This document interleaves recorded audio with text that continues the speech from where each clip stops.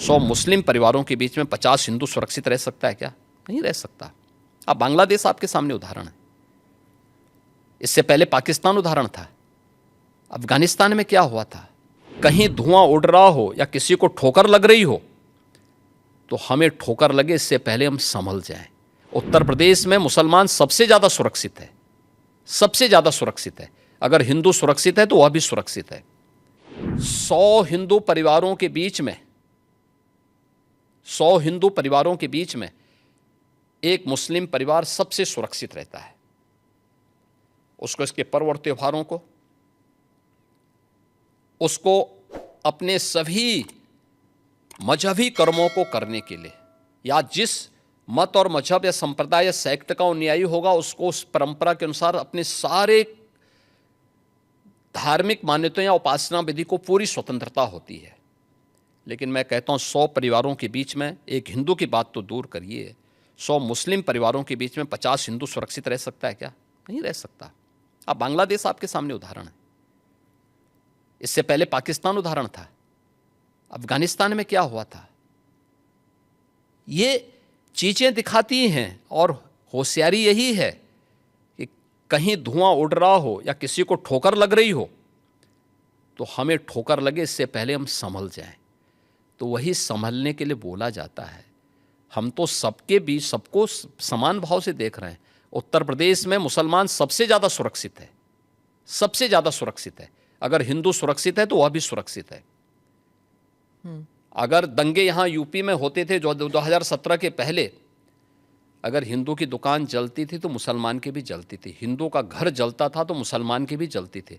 और 17 के बाद से दंगे बंद हुए। अगर हिंदू सुरक्षित है तो मुसलमान भी सुरक्षित है। और दूसरा जो मैंने कहा कि इतिहास में कोई उदाहरण नहीं बता सकता कि अपने बल से, अपने वैभव से किसी हिंदू राजा ने किसी देश पर जबरन कब्जा किया हो, कभी नहीं। इतिहास इसका उदाहरण है, आप उठा के देख सकते हैं।